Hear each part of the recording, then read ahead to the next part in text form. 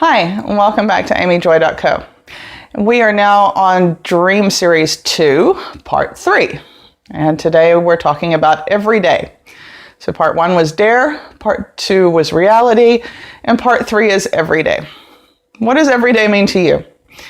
Is it that boring drone, you get up in the morning, you have the same thing for breakfast, you drop the kids off at school, you go to work, you sit at a job all day, you come home in the evening, you're still trying to catch up from the day, you do laundry, you're doing homework, any of those things.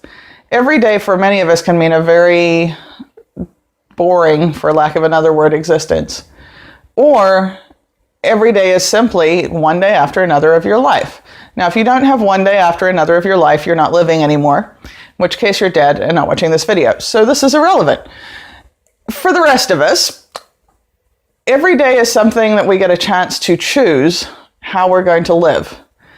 Every day is a new choice point for us to step forward, to make a difference, to make a change, and you never know quite what's going to happen from that. There are many things in our daily choices that make up our everyday outlook, but those little daily choices that we make every day also make up a big part of what happens in the long run. For many of us, it's hard to change habits. And you might sit there and go, how do I change a habit? How to change habits? How do you even begin to know where the habits are rooted so you know how to change them? Your habit could simply be something that's harmless, which is that you get up in the morning and brush your teeth first, and then you go to the toilet, and then you take a shower. Other habits are a little less beneficial. It could be that you decide to spend too much time on your phone playing on Facebook or on other social media.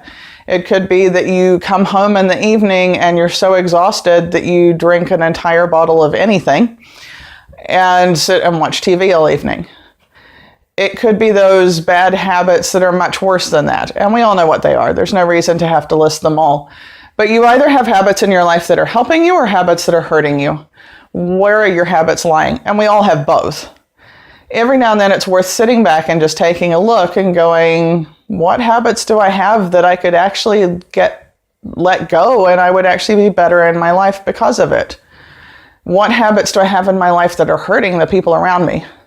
Now, it could be an outlook of how you present yourself. It could be being positive versus negative. It could have much bigger effects, such as heavy drinking or drug use or other things, pornography, other things that have a much heavier damaging effect on those around you. On average, it takes at least 20 days to change a habit. So what are the habits in your life that you can start to change? For me, one of them was just to basically start taking little steps each day to make some changes in how I looked at the world around me. So now I've started a habit that every morning, and I have some friends that I do this with, that we text each other 3 things we're grateful for, and 1 thing that we can pray for each other for, because in our beliefs that gives us something we can talk about. The other thing is to be thankful for those things. So those 3 things cannot be the same thing every day. Now, it may be just that you slept all night through. For me, that would be a miracle. So for others, it's a nice new sunny morning. It doesn't have to be a massive thing every time, but to sit there every morning and the first thing you're doing when you get up is to think, what am I grateful for? And to tell somebody else about it really helps change your perspective for the day. To get up and go, I am going to make a choice that the very first thing I do in the day is say thank you. Another really good habit, and this is something that really cultivates, for a lot of us, a new mindset and just a developmental side for you, is to read 10 pages of a good book every day.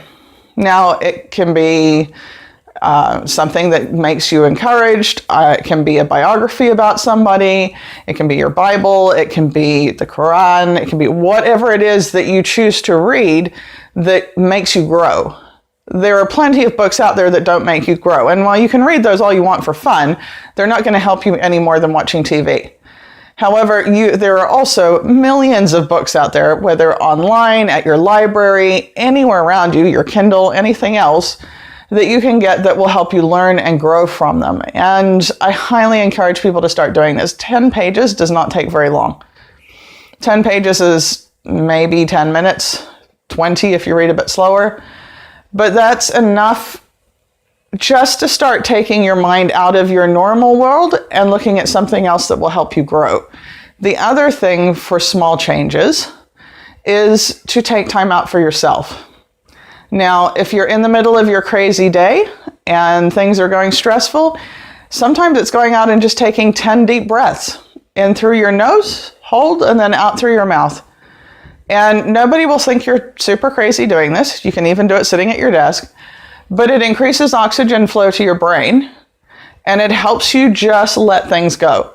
So if you're having one of those moments and you want an everyday habit that will help you, breathing is probably one of the best. We do it anyway, but concentrated breathing can really help you just with your stress levels and each and every part of your life.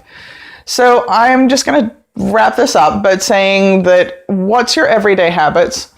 How do you look at things every day? And what are some things you can change in a small way that will begin to impact you in a big way? Thanks again for checking in. This is amyjoy.co. Again, follow us Facebook or Instagram and check out the website. And we look forward to seeing you for our next video.